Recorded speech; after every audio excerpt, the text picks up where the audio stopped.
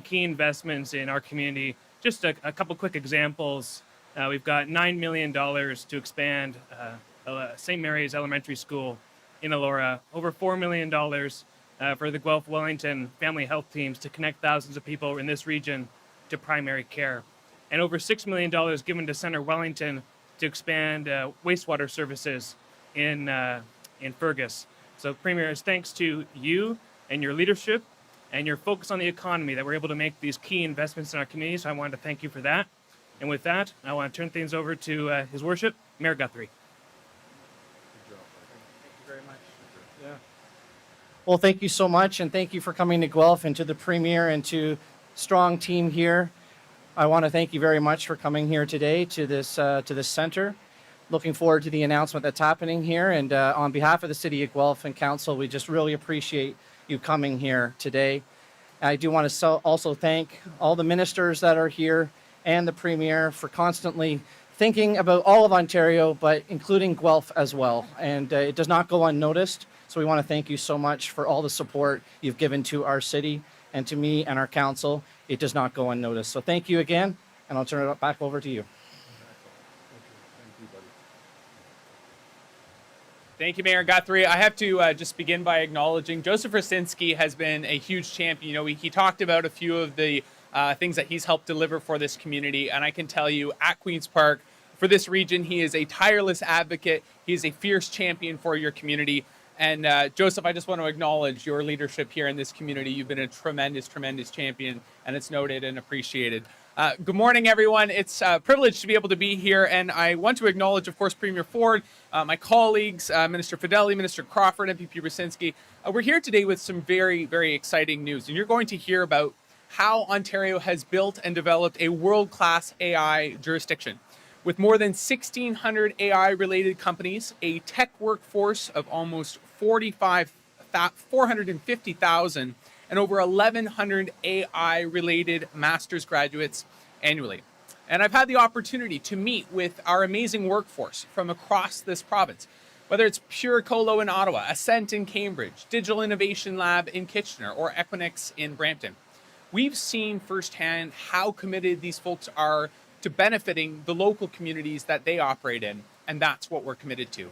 We know that digital infrastructure growth can provide unique opportunities for our great province, but we do need to be thoughtful and strategic in how we embrace this growth to support jobs and to support families. Now, the projects that we will be choosing need to bring meaningful investment and direct benefits to communities in Ontario. We need to also be well equipped to deliver the power that they require and protect ratepayers.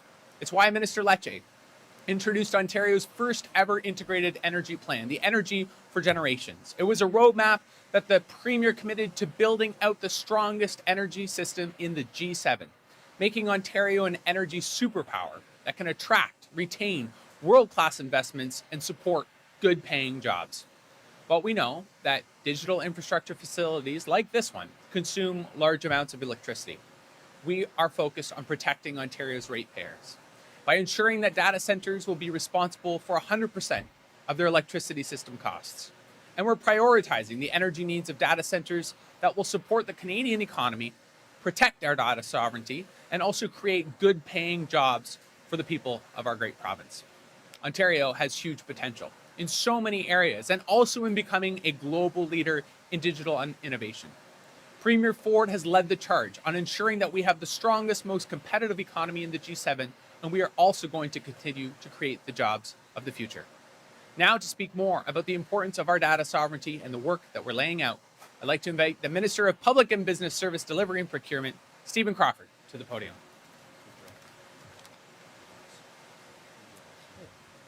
Good morning, everybody. It's a pleasure to be here today as Ontario's Minister of Public and Business Service Delivery and Procurement, and an honor to join Premier Doug Ford, the Honourable Vic Fedeli, and the Honourable Sam Oosterhoff. I'd also like to recognize MPP Joseph Rosinski and Mayor Cam Guthrie.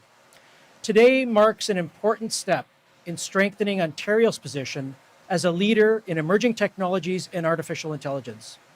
We need to establish a clear framework for attracting digital infrastructure investments, while ensuring they align with the province's economic and community priorities. Technologies like artificial intelligence, cloud computing, and advanced digital services all rely on secure, reliable foundations. AI is already demonstrating significant productivity benefits, and given the talent in our province, we have an opportunity to continue to build on that momentum. And that's why our government is encouraging investments that strengthen Ontario's technology ecosystem, advance data sovereignty, and deliver benefits for all Ontarians. Our work builds on the strong foundation Ontario has already established through the Trustworthy AI Framework and the Enhancing Digital Security and Trust Act. As we embrace AI and other transformational technologies, Ontario remains committed to ensuring innovation is deployed responsibly, transparently, and securely. That means protecting people's data, maintaining public confidence, and ensuring these technologies are used in ways that benefit Ontarians. As we continue building the infrastructure needed for a digital future, we also need to have strong national safeguards against emerging threats, including AI-generated deepfakes and impersonation technologies that can be used to deceive and exploit vulnerable Canadians. That's why Ontario is calling on the federal government not only to ban these harmful practices, but to ensure the individuals behind them face real consequences. If Canada wants to be a global leader in AI, innovation and accountability and public trust must go hand in hand. Ontario stands ready to work with our federal partners to unlock opportunities that AI presents while protecting Canadians from those who seek to misuse it. By supporting responsible innovation, strengthening digital sovereignty, and creating the framework for critical infrastructure, Ontario is positioning itself for long-term success. Together, we can create jobs, attract investment, and ensure the benefits of emerging technologies are felt in communities right across this province. So thank you very much. I'd now like to pass it over to Minister Fedeli.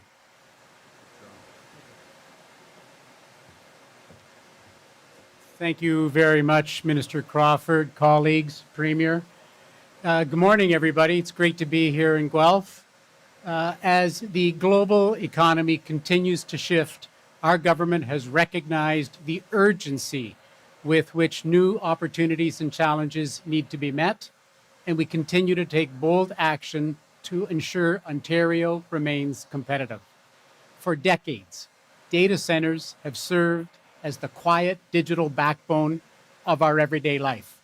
Whether you've stored photos of family gatherings and memories to the cloud, sent an email, saved a document to your online drive, or accessed your medical records, made financial transactions, digital infrastructure is what's made all of that possible. The rapid global expansion of AI, machine learning, and cloud computing in recent years has increased our need for compute requirements and new digital infrastructure. So with this, Ontario has seen an increase in data center proposals. Managed responsibly, data centers present a significant opportunity for capital investment, economic growth, stronger sovereign digital infrastructure, and data governance for Ontario. However, not every data center proposal will deliver the same value to Ontario. We've heard the concerns raised by municipalities and stakeholders around data centers. We've also seen the shortcomings of how other jurisdictions have approached data centers in their communities, which is why our government intends to navigate the expansion of digital infrastructure in Ontario in a way that not only accelerates economic growth, but prioritizes our province's interests. A clear strategic framework that guides data infrastructure investments is vital to ensuring that Ontario's businesses, workers, and communities' data stay protected and our economy remains secure. And through it all, we will ensure that Ontario's voices are heard. Ontario has everything it takes to be a leader in embracing digital infrastructure expansion. We're here to meet the moment, and with a defined framework, we will be even better positioned to leverage new community investments and create an end-to-end modern innovation economy. To bring up Premier Ford, I would say that all of the interest that we have in Ontario in locating their data centers here in Ontario comes from the fact that on day one, Premier Ford hung out a shingle that said open for business. That's why all of these companies around the world, around the country, and around the province are looking here to Ontario because of the climate that's been created. Premier Doug Ford.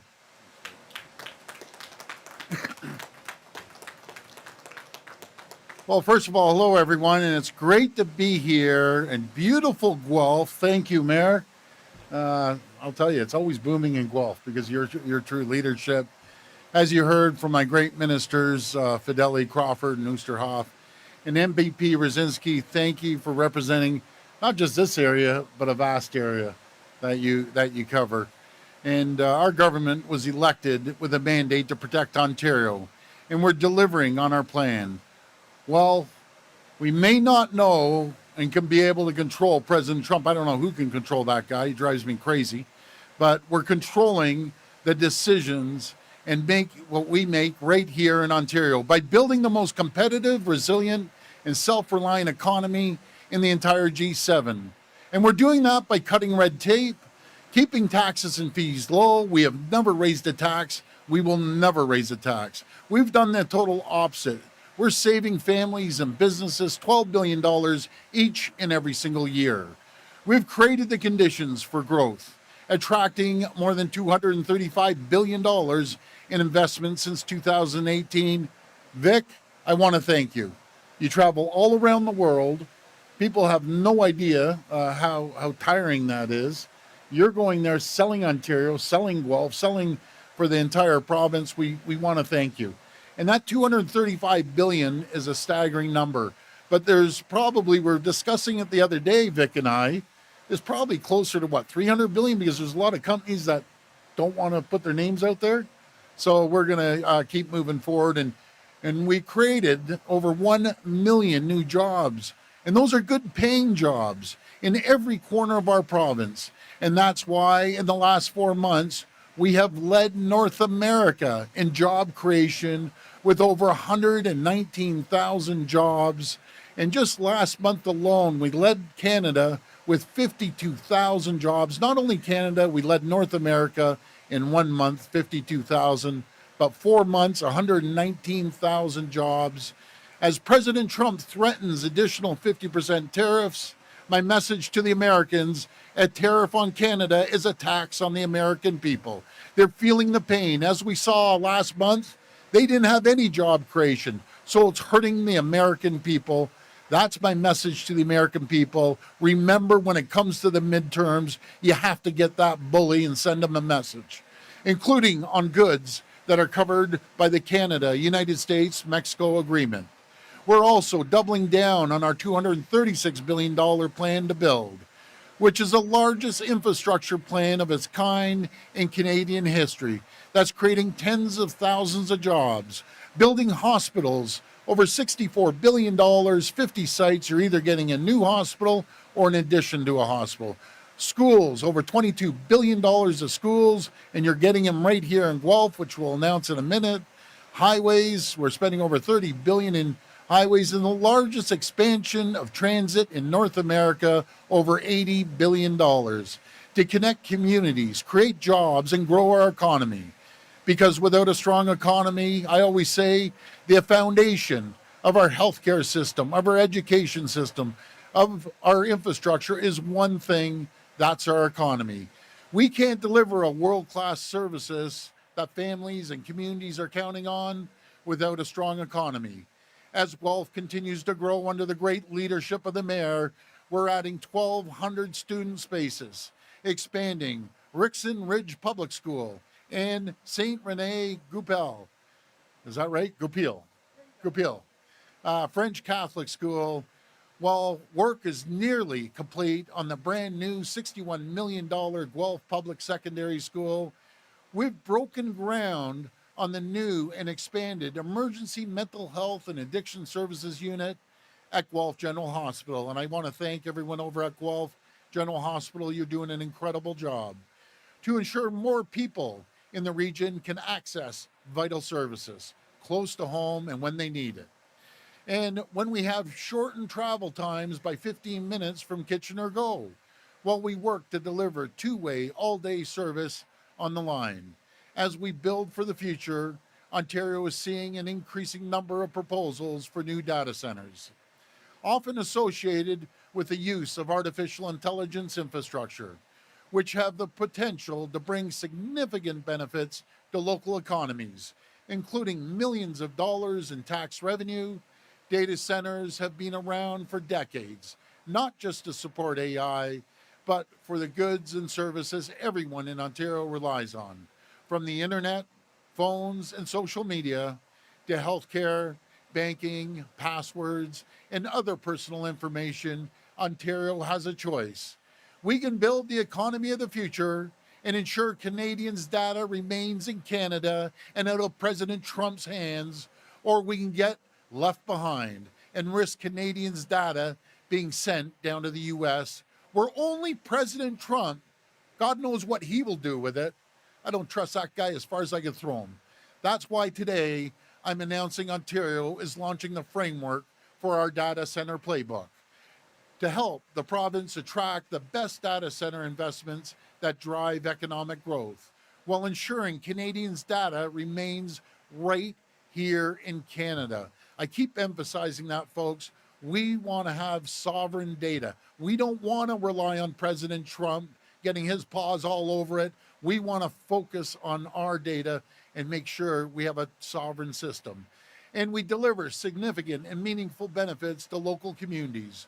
Our framework will ensure data centers cover the full cost of their electricity usage, encouraging projects to build their own power generation, and establishing a separate rate class for large new data centers that is higher than the existing industrial rate programs for major electricity users.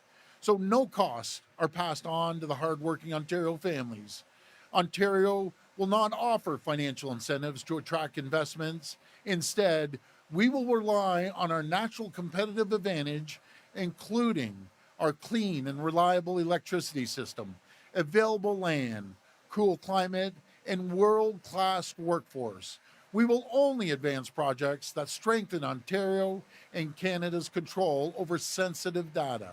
Folks, in this building here, anyone who lives in Ontario that has a driver's license, that has a health card, that's ever faced the judicial system, it's all stored right here to safeguard people's information and keep it out of the hands of President Trump. We will only advance projects that bring real benefits and significant investment in local infrastructure and host communities, including investments in community centers, parks, roads, broadband, infrastructure, home weatherization upgrades, apprenticeship programs, and other projects that commit to job creation and long-term economic growth. And with more modern technology available today than there was decades ago, our government will only advance projects that meet Ontario's strict environmental standards around water consumption and noise, prioritizing builds with closed-loop systems that use virtually no water during operations. By 2035, artificial intelligence adoption is expected to generate $122 billion in GDP for Ontario, creating more than 17,000 new jobs every year, and boosting productivity in everything from tech to life sciences and finance through our new data center playbook.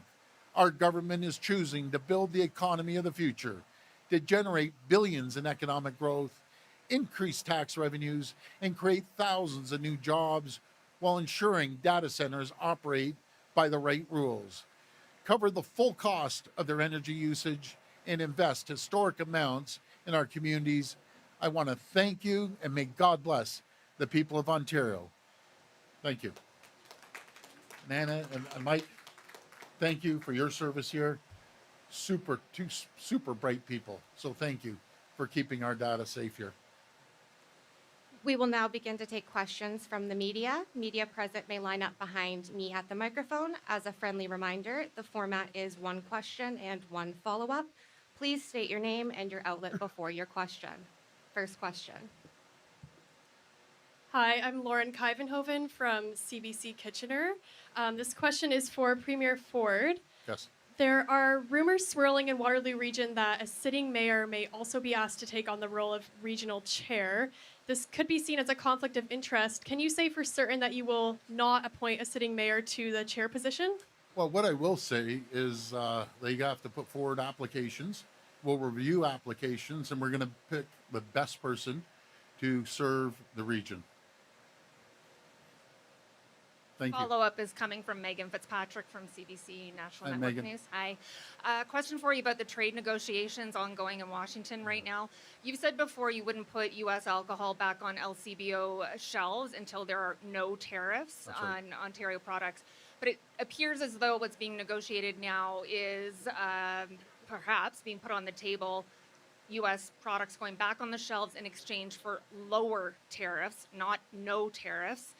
Is that acceptable to you? If Prime Minister Carney calls you up and says this is the deal we're going to get, what will you tell him? Well, first, I don't want to assume what's going on. I did have a good conversation, a long conversation with Dominic LeBlanc. I want to thank him for his service down in the U.S. He's been basically every single day they're sitting down negotiating the deal. But I've been very clear. We want a fair deal for Ontario. We want a fair deal for Canadians. And we negotiate through strength, not weakness. And we have to make sure that before anything happens, we protect our auto sector, our steel sector, our agricultural sector, our forestry sector, and our friends in the aluminum sector in Quebec. We need to protect the manufacturing sector before we put any booze on the shelves whatsoever. But we're going to work closely with the federal government. We are the engine of Canada. We're going to continue driving the economy, creating more jobs as we did 52,000 jobs. And I love the fact that we only create the condition, folks. It's the hardworking people out there and the entrepreneurs and the businesses that created 52,000 jobs last month, leading North America, kicking the Americans' butt, by the way, because they went down, we went way up, and 119,000 jobs in 4 months. I want to thank the people of Ontario. We are kicking butt right now in uncertain times.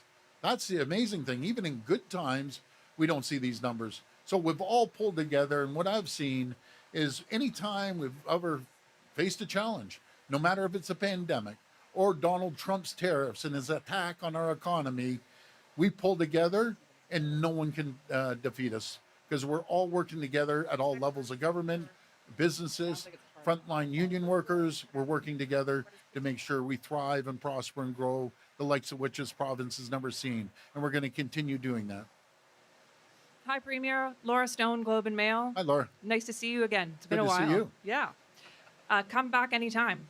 Thank you. Daily briefings. You're welcome.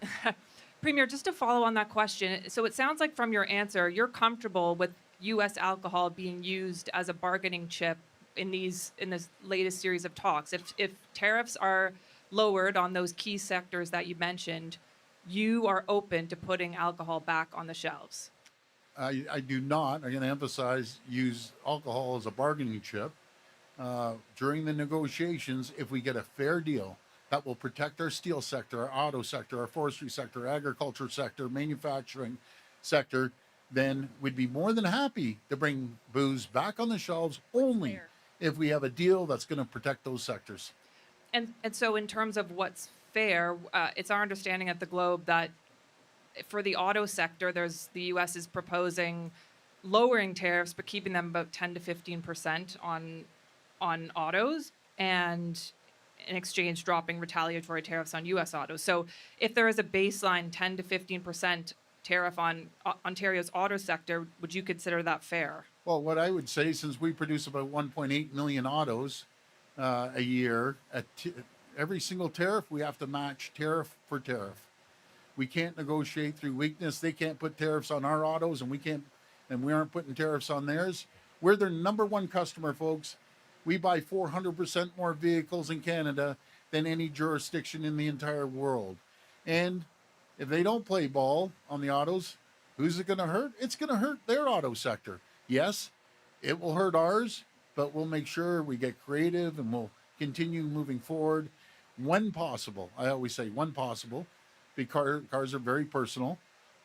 Look at the great vehicles that are made here in Ontario, and we're making sure that governments across the province, and I just hope they do it across the country, that buy Ontario-made vehicles when possible. I keep emphasizing that because sometimes it's not possible. But we have great auto companies, and we have great auto employees that are top in the world.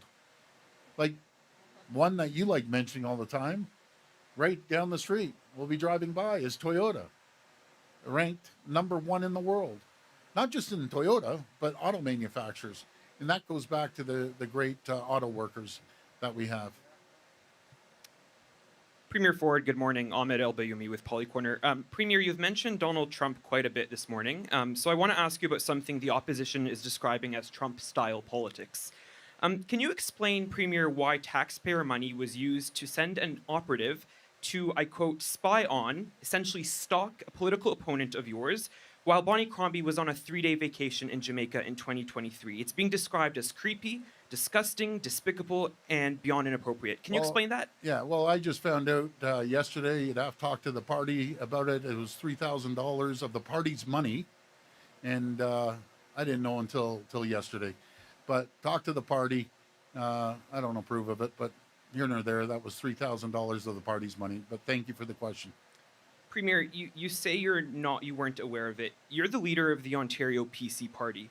If you didn't know that your political operation was sending someone overseas to spy on a political opponent, who's running the show? And does I don't know absolve you of responsibility for something that your own staff did? Those who work for you. I don't watch every single dollar when I'm in the middle of a campaign, the largest in the country.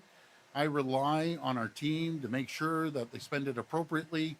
And as I said, I found out, I think it was yesterday, they came up and told me, but you can talk to the party. It was $3,000 of the party's money. I want to emphasize that was a party's money. Do I agree? No. But next question.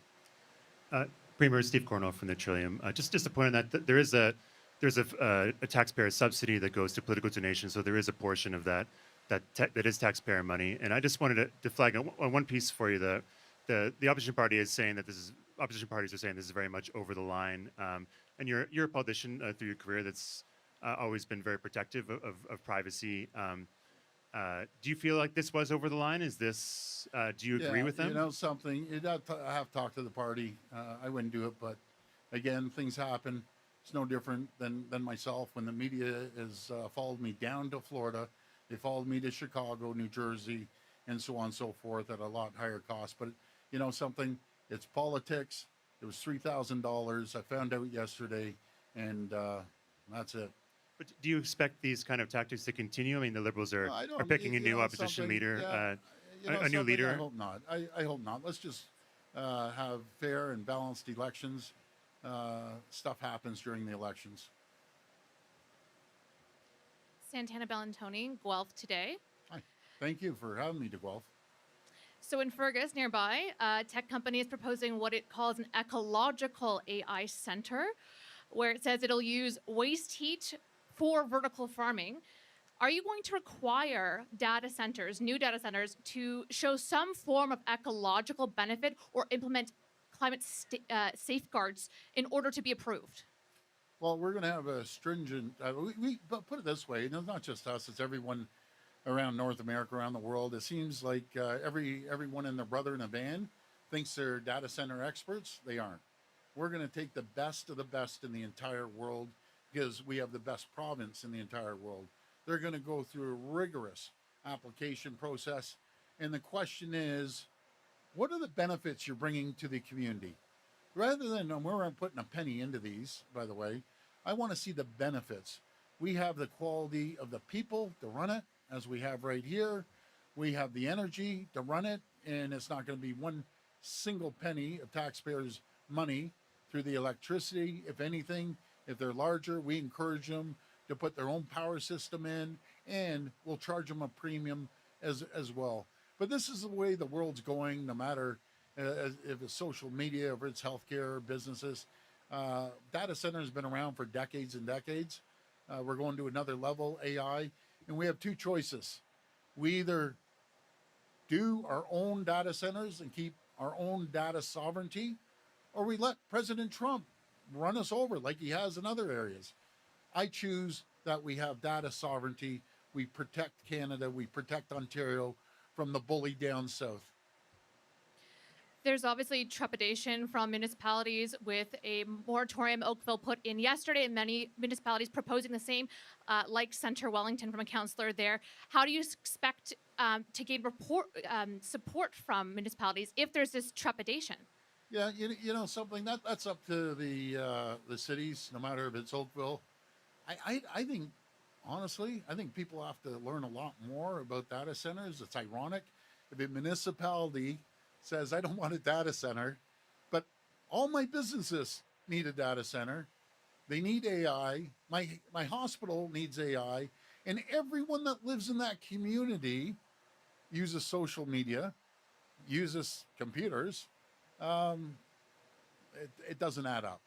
You can't say I don't want it in my backyard, but by the way, we're going to use all that power and all the information and the data centers to run my community. It just doesn't add up. This is the way of the future. Either we do it or Donald Trump's going to do it. And I'm not giving Donald Trump nothing, absolutely nothing. Premier Mark McAllister from City News. Let's talk about e-scooters and e-bikes. Toronto is trying to do their own enforcement blitz of the bylaws that are in place. Toronto Fire, obviously dealing with a number of battery fires. We do know across the country there are kids dying, going to ER rooms. It's banned in Toronto at this point. Other municipalities have their own rules. Is the province considering any kind of standardization when it comes to these devices? So we're talking about the e-bikes? E-bikes, Yeah, e-scooters. you and I, we yeah. drive down, probably all of you drive down the city. It's crazy. They're unlicensed smaller motorcycles. And they're zipping through lights. They're zipping all over the place. They're dangerous. They're dangerous. So I'm going to work with the municipalities and see what they think. But do you know what I'd like to do? Maybe you can help me. Find out how many people have been killed on those e-bikes. Because man, they're dangerous vehicles, and these scooters and everything else. So I'll leave it up to the cities. They know their city well, but man, you're seeing them all over the place. That said, there are municipalities across the country. If you wanted a number, 10 children across the country have died as a result of accidents Terrible. like this. So What a tragedy. leaving it to municipalities to make up their own rules. Why do that when you could potentially put something in place as a province? I respect the municipalities. I walked a mile in their shoes. I was down at City Hall. They can make a decision, just like any other municipality can make a decision. If they want to license the e-bikes, monitor them, that's going to be up to them. But people are riding e-bikes. I get it. Some of these delivery services that deliver food, they're trying to make a living. But guys, you gotta chill out a little bit. You're going like a bat out of you know what down the roads. And I see them. They look around. Oh, you guys see them too. They look around, and we're on kind of the side street. We're going down whatever street it might be, College or whatever. And they look around and zing right through the red light. What are you going to do? Chase them? Pull them over? We have to have some enforcement. But anyways, that's my my thoughts on e-bikes. Alexandra Holick with CTV News Kitchener. Premier, thank you for taking our questions. My first question here, Madani Johans, a man who arrived here in Guelph from Eritrea back in 2018, has a history of violence and sexual offenses and has been in and out of jail more than a dozen times for breaking the terms of his release orders. One time he was actually let out for less than 4 hours before breaching his condition. This week he was denied bail. What will your government do to break this cycle and help put Guelph residents at ease? Well, myself, I led the entire country on bail reform.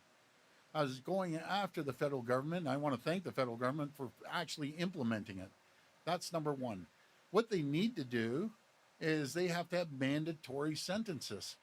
And the judges have to be tougher. We're building thousands and thousands of more spaces in these jails, more jail cells, but no more bleeding heart judges. You're letting someone out in your community that I think you said had sexual offenses and all sorts of other stuff. You're going to jail. You're going to jail for 5 to 10 years, and we solve the problem. Stop letting these criminals out to terrorize neighborhoods, to terrorize the good people of Guelph. I could take a poll out in Guelph. It doesn't matter if they support the green, the orange, the red, or the blue. Do you want a guy like this terrorizing your neighborhoods? Do you trust your poor little kids going out to a park or your wife walking along? Well, this lunatic is running around. Repeat offender, repeat offender, repeat offender. Let's toughen up, folks. People get confused. The criminal code is controlled by the federal government. We need to throw these criminals in jail and keep our communities safe. And then we need judges. And by the way, I don't want to paint a broad brush. We have phenomenal judges, great judges. But there's some bleeding heart, liberal bleeding heart judges. Oh, John comes in again. Not for the first time, not the second, not the third, not the fourth, fifth time. Well, you know, John, you go out and terrorize that neighborhood and cause more sexual offenses. Disgusting. You shouldn't be sitting on the bench. You should resign. I'd like to see it happens in your neighborhood. But there's still incredible judges. I don't want to paint it with a broad brush. But as you can tell, it drives me absolutely crazy. We need to protect our communities from these criminals and these break-and-enters and these car thefts. They're terrorizing neighborhoods. They're terrorizing our neighborhood right down the street where I live. Like, you have community groups getting together, hiring their own security because these people are going in, checking their doors. They have them on video cameras. I'd like to throw all of them in jail, get them off the streets because it's a small percentage of the population. They're all a bunch of cowardly little punks. Can't stand them. But thank you for getting me going. I was really focused on data centers today. I'll tell you, everyone feels the same way. I'm the only guy saying it. And you talk to moms at home that are worried about leaving their kids at home. I don't blame them. But I'm doing everything I can to throw the book at these criminals. Thank you. We also have the case of Guelph Police Constable Corey MacArthur, who pleaded guilty to assaulting a teen handcuffed to a hospital bed for his own safety. Because of MacArthur's appeals to the case, he's been on unpaid leave for 10 years, and he's now appealed again with no end date in sight. Should the taxpayers be on the hook for his 6-figure salary? Well, I'll leave that up to the police to work out, or the courts, or whoever's working it out. I can tell you 99.9%. We have great police. I love our police. I'll support our police and always have their backs. There's always a bad apple within any group. I don't know the case, so I don't want to comment, but that will be up to the police. And actually, I'm heading over to visit the police headquarters in Guelph. I just want to go in and thank them. Mayor, you coming over with me? Yeah, they're absolute champions over there. And by the way, the chief is an absolute champ. He's the champ of all champs. The technology he's using is second to none. Working with our great mayor again. Mayor, why are you leaving? Yeah. One of the great mayors. Well, that's all right. I think he's becoming a football coach or something, are you? Yeah. Okay. No, he's a phenomenal mayor. I hope the people of Guelph elect as good a mayor as the mayor we have today. Good morning, Premier Jordan Snowman with the Wellington Advertiser. About a half hour north in Fergus, there's an old brownfield site that's being eyed for a data center. Some residents are quite opposed to that. Yeah. They're concerned about water use mostly, resource impact, as well as environmental impacts. What do you say to people who don't want data centers in their communities? Well, they're misinformed, and I saw a couple friends here shaking their head. They're misinformed.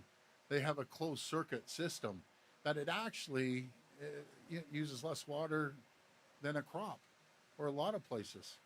And I'm no expert, but I have experts here. Who wants to take a shot at this one? Stephen, Michael, any of you guys? And maybe, Mike, when you have a minute, can you come up and say what we operate here? Come on, buddy. Thank you, Premier. The whole idea of the playbook is to give the guidance to all of the communities, to all of the businesses, what we expect to do. first of all, we expect them to pay for everything. No incentives from the government, but they're going to be paying for their own facilities, for their own power, either bringing their own power, but paying for their own power. With respect to water, in older communities, older data centers, there was a time when water was an issue. Today, there are many data centers that don't use any water. One of the statistics that's well discussed is golf courses in the United States. Every single golf course in the U.S. put together uses 500 billion gallons of water a year. Every single data center in the U.S. uses 20 billion gallons of water a year. Our plan is to make certain that and give priority to the data centers that use a closed loop system. With respect to other environmental issues, we have some of the best restrictions in the country. These companies will come to Ontario under all of our existing environmental restrictions, including noise and other. So the whole idea is to get the best value for the people of Ontario, make sure that we do no harm to the people of Ontario, make sure that they're investing in communities, whether it's in parks or community centers. So it's to negotiate the best deal. The purpose today is to announce the fact that we have a playbook in place now. Yeah, I would just add to that you know, we are so blessed to be in the province of Ontario. I mean, we have a great climate, we have lots of land, and we have an incredible tech talent pool. We have over 450,000 tech workers in this province. So we have a tremendous opportunity to store data. Right now, a lot of our data is crossing the border. Data is the new gold. This is critically important that we as a government and corporations keep their data right here in the province of Ontario. We are committed to doing that. We are committed to doing that, working with municipalities, ensuring that any data center is environmentally friendly, it creates jobs, economic benefits, and is in a community that welcomes it. And we're very confident that Ontario is a great destination. Over the last 7 or 8 years, our government has also been very focused on building the energy grid. This is critically important. Ontario is blessed with energy, and we're building that through the SMR. We'll have the first small modular reactor in the G7. So companies from around the world and within Canada want to invest in Ontario because of a stable workforce and a stable government. So we're excited. We think this is a tremendous opportunity. Great. Maybe Mike and Anna, do you want to come on? Don't be shy. You get Mike? Okay. This guy's smart as a cookie. There's a few other guys back there smart as a cookie too. I wish I could get everyone up there. Yeah, maybe just introduce yourself and then tell them what we do here. Right. So I'm the ministry official that has the team that supports our Guelph Data Center facility. It's one of 4 in North America. And to the points around data being a critical resource for Ontarians, all the government services that require a digital backbone emanate from the Guelph Data Center. We're really proud of the work that we do here and the support it provides to everyday Ontarians. So what do? They keep the health cards? Yeah. Just run through everything. Yeah. So if you think about Service Ontario experiences with respect to driver and vehicle licensing or health card renewals, we have our servers here that run in the background, 4,000 or so physical and virtual machines that enable the processing of those transactions at Service Ontario counters, online and in person, or on the phone, as an example. Thank you. Okay, folks, are we any more? 1, 2 more. Okay.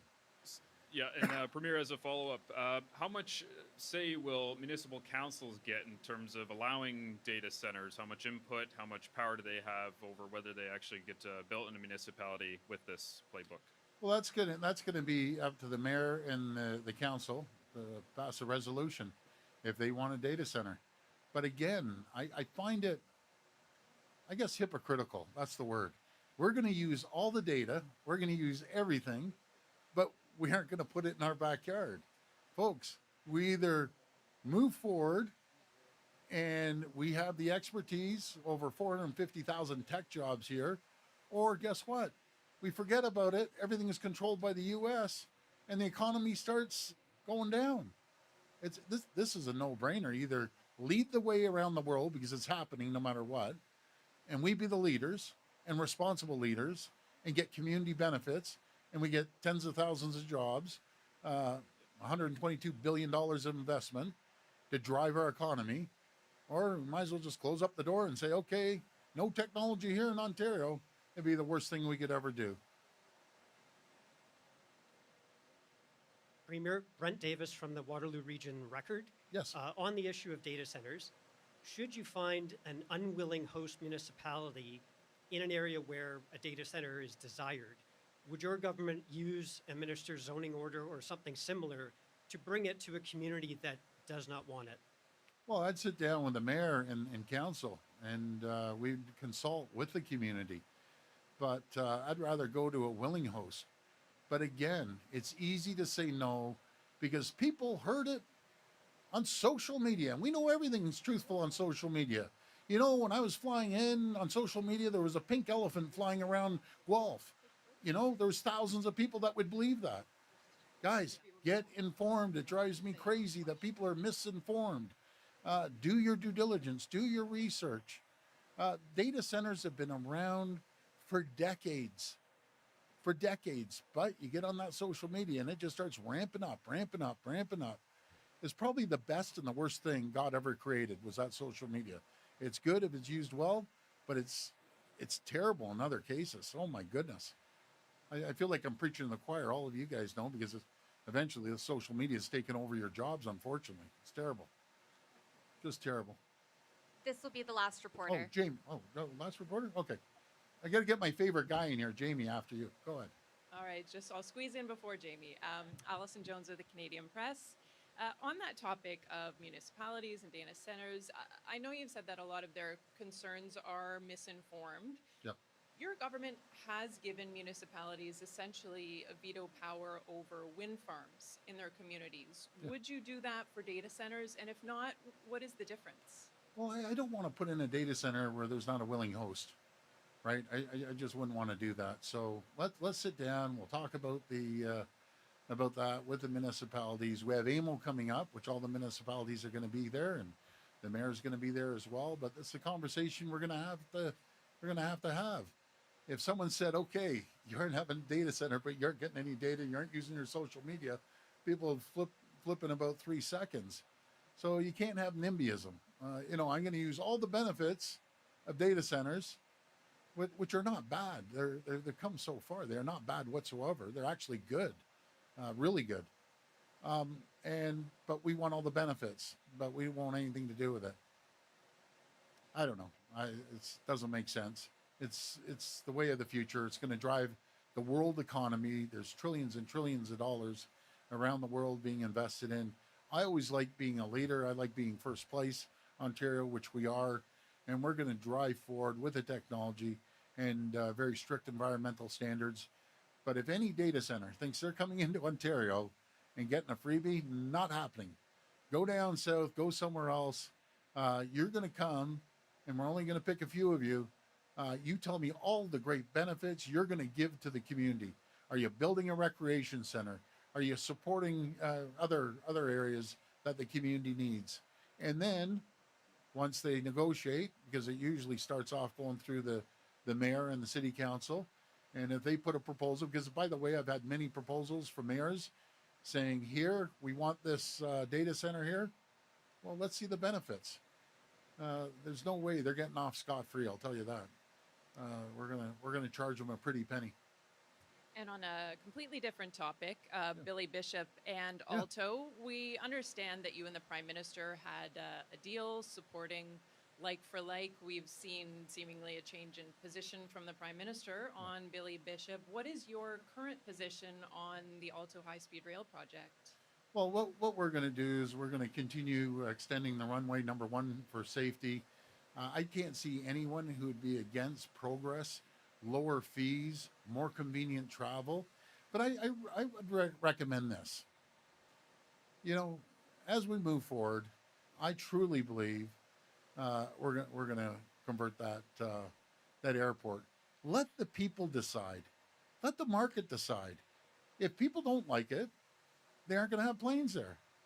But guess what? Every single person knows that airport will be a phenomenal success. Just like the same group many years ago under David Miller, Mayor David Miller, didn't want anything. They wanted to actually turn an economic area, it's beautiful for the economy, into a park.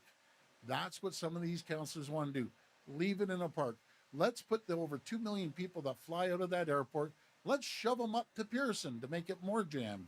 Let's get there 3 or 4 hours ahead of time to catch a flight. Instead of a real asset, build an airport downtown and allow people to have the convenience and a lower cost and thousands of jobs. And guess what, folks? Not $1 of taxpayers' money. You go anywhere else in the world, they'd say, you got to be kidding.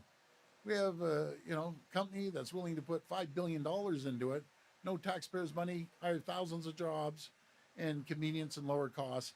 I will guarantee you the market would dictate it would be a massive success. And that's the people that don't want the airport. They're terrified of that because they don't want the people to succeed.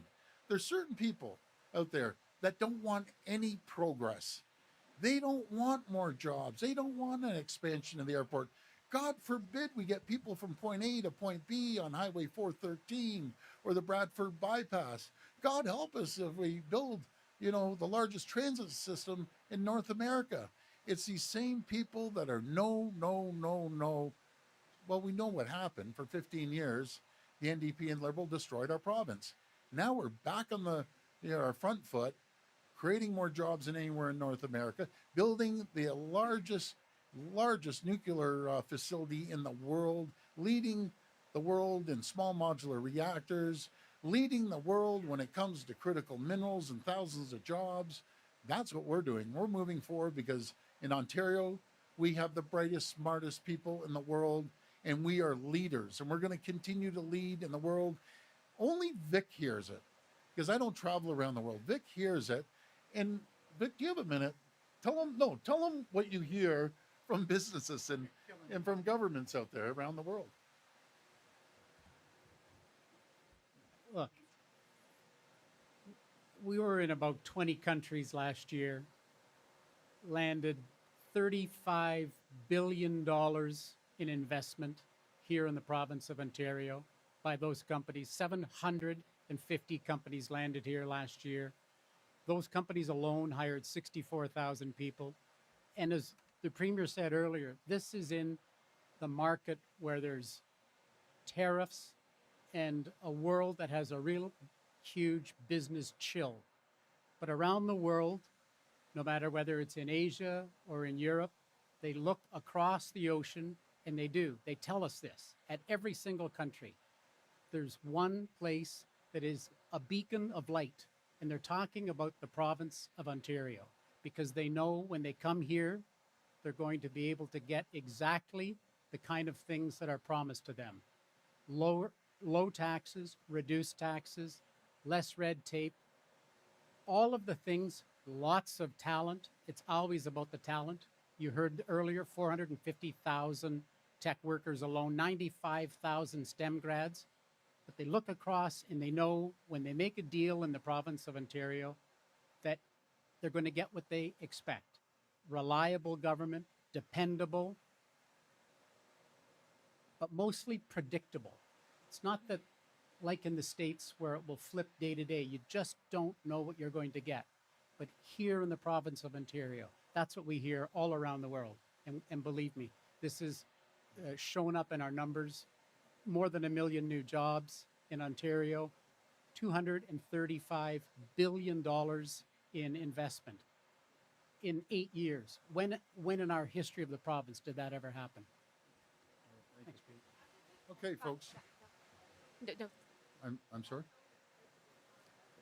Yeah, let's see how we move forward. I always believe in working with different levels of government. But I'll tell you one thing: my Eastern Ontario caucus and the people out in Eastern Ontario, they're losing their minds about Alto right now.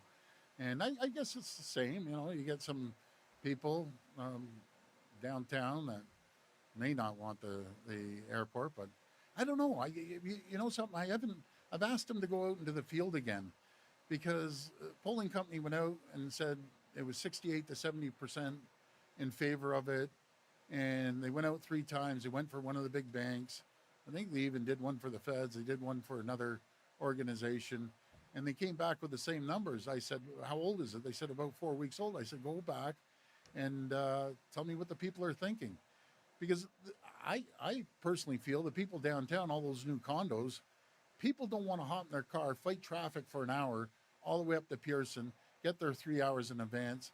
They love the convenience about going down the street and hopping on a plane to go wherever, go across our country. Alto, let's see what happens. But I'm always willing to work with everyone. I owe Jamie a question. Jamie. This morning, Toronto police officer was shot. A person is under arrest right now with a history of violent offenses, according to Toronto police. Over 600 police officers were injured. Toronto police officers were injured this year in the line of their duty.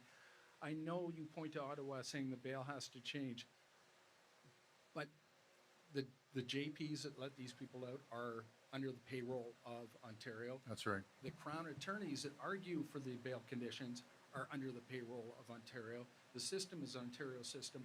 Why is this happening? But the criminal code falls under, our hands are tied to a certain degree, Jamie. But great question.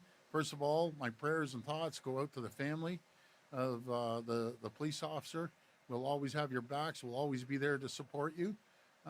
But these JPs, anyone starts letting these guys out on bail, you should be fired. You should be gone. Why are you a JP if you want to hurt the community? Why are you a judge if you want to hurt the community? It's absolutely ridiculous. You know what would solve this problem, Jamie? Very simple.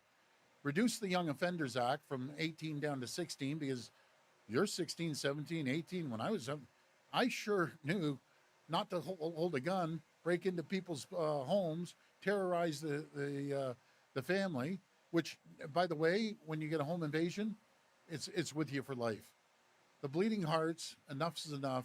These people have to go to jail. And I'll always support our police. I'll never, ever waver. And we're going to keep fighting every step of the way to make it safer here in Ontario. I want to be the safest jurisdiction. But the federal government has to have mandatory sentencing. Not up to the judges. It should be mandatory. You break into someone's house, you shoot a police officer, you're done. 10, 20 years in jail. I have zero tolerance.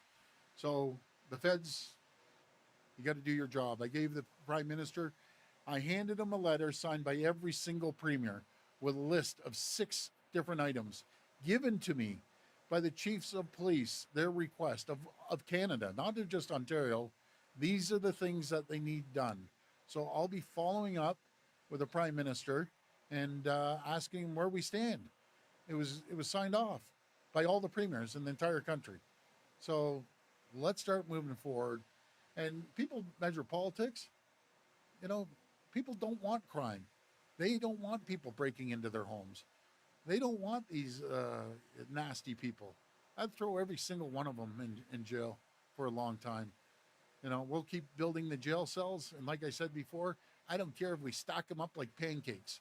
We're going to put them in jail. And we're going to keep them there for a long time. You're going to think twice about breaking law and terrorizing neighborhoods and going after families. But thank you. God bless the people of Ontario. Greatest jurisdiction in the world. We're going to keep moving forward. And I want to thank the mayor and everyone at the data center. Your champions. Keep moving forward. Thanks, everyone.